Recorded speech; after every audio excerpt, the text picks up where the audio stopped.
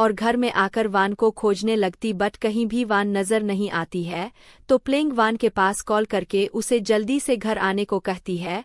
तो वान बताती है कि वह अभी शॉपिंग के लिए बाहर आई और यस्टरडे के बारे में पूछती है कि क्या अभी भी प्लेंग नाराज है। तो प्लेंग बताती है कि वह सिर्फ एक बात को लेकर गुस्सा हो सकती जब प्लेंग घर आए और घर पर वान ना मिले, यही बात उसे बिल्कुल भी पसंद नहीं। तो यह सुनकर वान कहती है तुम मुझसे काफी अटैच हो गई। तो प्लेंग बकवास ना करके जल्दी से घर आने को कहती है बिकॉज उसे स्माइल की जरूरत है जो और कोई नहीं वान को देखने पर मिलेगा। तो यह सुनकर वान जल्दी से काम खत्म करके घर आने की बात करती है।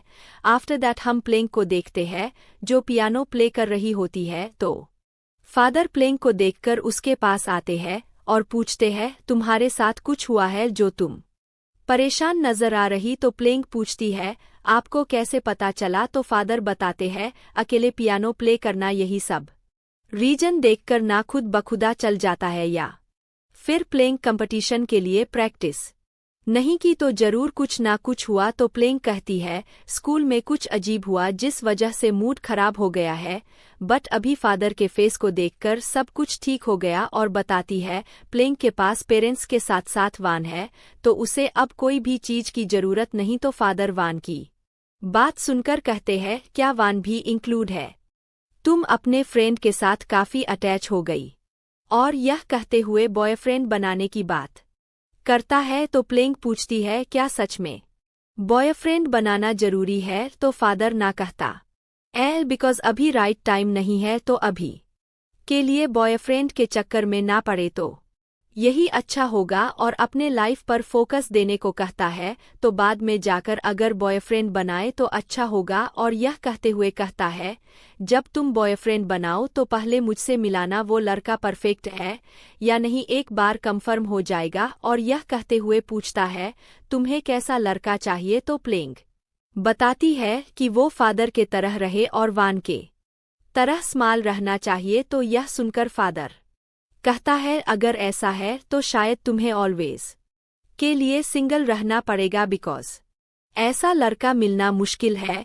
और यही सब बात करते हुए अपने न्यू सॉन्ग के बारे में बताती है। तो जब रात हो जाती है तो वान अपने रूम में आकर जल्दी से फ्रेश होने की तैयारी करने लगती। तो जैसे ही कपड़े उतारती देन प्लेंग वहां पर आती है और वान को इस हाल में देखकर कहीं और देखने लगती तो वान जल्दी से टॉवल यूज करती है। तो प्लेंग वान से कहती है मैं तुम्हें काफी टाइम से वेट कर रही थी तो तुम मेरे पास क्यों नहीं आई। तो वान बताती है कि वह फ्रेश होकर प्लेंग से मिलना चाहती थी बिकॉज जब भी बिना फ्रेश होकर प्लेंग से मिला करती तो बॉडी से स्मेल आने का वजह से प्लेंग दूर रहने को कहती है। तो इस वजह से सावर लेने का डिसाइड की। और यह सब कहते हुए पूछती है क्या कुछ हुआ है, तुम इतना उदास क्यों नजर आ रही। तो प्लेंग बताती है कि उसका पास सिर्फ एक ही फ्रेंड है और यह और कोई नहीं वान है। और बैंड के बारे में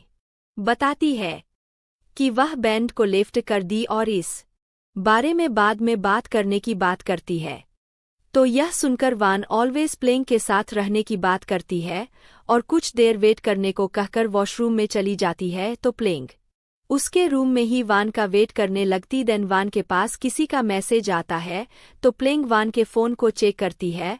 तो यही देखकर प्लेंग बहुत ज्यादा गुस्सा हो जाती है बिकॉज उसे लगता है कि वान झूठ बोलकर एक से मिली बट ऐसा कुछ भी नहीं। तो यही मिसअंडरस्टैंडिंग के साथ साथ प्लेंग वान से गुस्सा हो जाती है। तो जब वान प्लेंग के पास आती है तो प्लेंग बिना कुछ बोले मुंह फुलाकर वहां से जाने लगती है। तो वान को कुछ समझ में नहीं आता कि अब इसे क्या हो गया। तो जब फोन चेक करती है तो वह एक का मैसेज को देखती है तो हमें दिखाया जाता है जब वान बस स्टॉप के पास बस का वेट कर रही थी तब वहां पर एक से मुलाकात हुई जो अपनी स्टडी के लिए वहां पर आया था। तो यह दोनों कुछ बातें करते हैं और वान सीधे घर पर आती है और इसी नॉर्मल मुलाकात को लेकर फिर से कभी मिलने की बात करता है।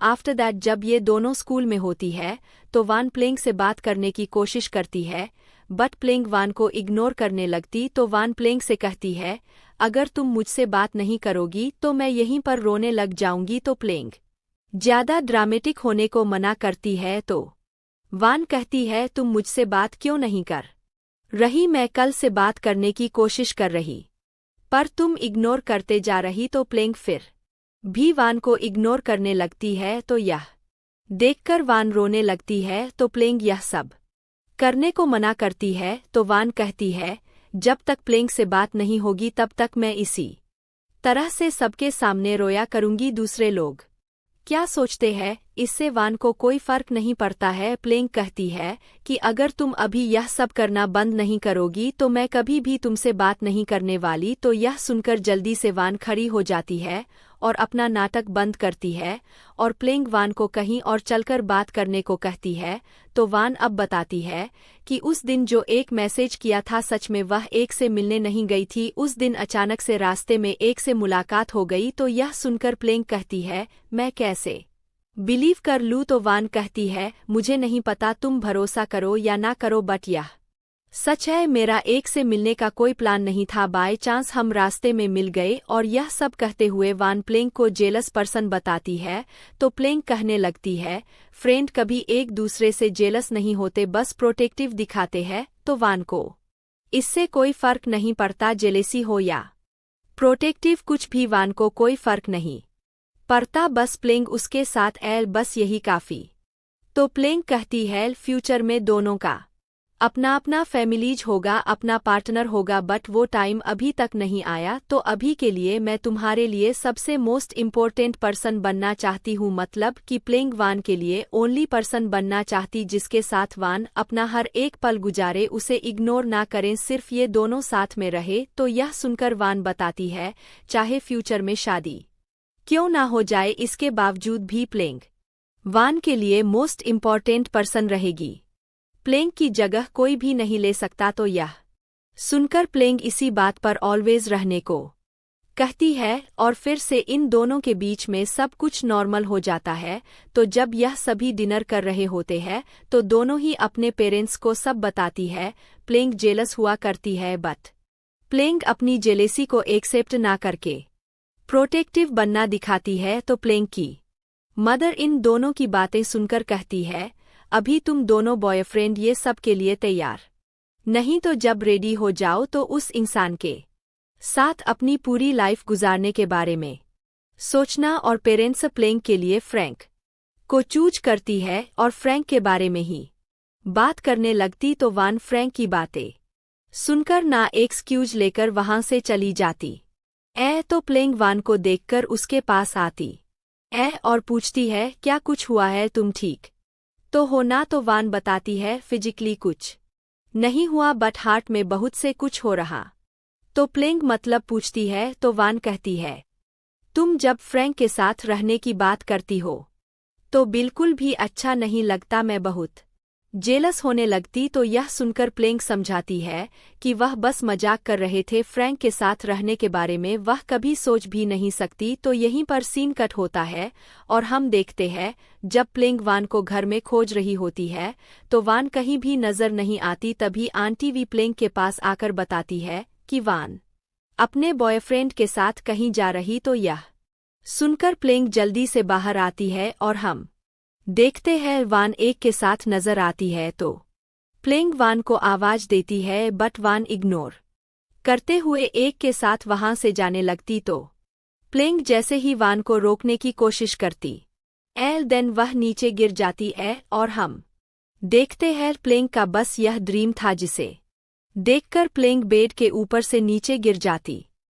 जिस वजह से ना प्लेंग अपनी बेवकूफ़ी पर हंसने लगती। तो जब यह दोनों स्कूल में होती है तो वान को क्लास वर्क के लिए कुछ सामान लेने अपने फ्रेंड के साथ बाहर जाना होता है। तो प्लेंग इसी बात को लेकर बहुत ज्यादा पूछताछ करने लगती कि वो किसके साथ जा रही और क्यों। तो वान सब बताते हुए प्लेंग को फिर से जेलस कहती है। तो प्लेंग फिर से अपनी जेलेसी को एक्सेप्ट नहीं करती और प्रोटेक्टिव बताती है। देन वान की फ्रेंड आवाज देने लगती तो वान अपने फ्रेंड के साथ वहां से निकलती है। तो प्लेंग टैक्सी पकड़कर आगे वाले टैक्सी को पीछा करने को कहती है। तो जब वान डिपार्टमेंटल स्टोर में होती है तो प्लेंग चुपके से वान को देखकर उसे कॉल करती है और पूछती है कि अभी वान कहाँ पर है। तो वान बताती है कि वह अभी कुछ सामान खरीदने के लिए स्टोर में है। तो प्लेंग यह सब सुनकर कॉल को कट करके वहां से जाने लगती। तभी वह एक को वान के पास आते हुए देखती है,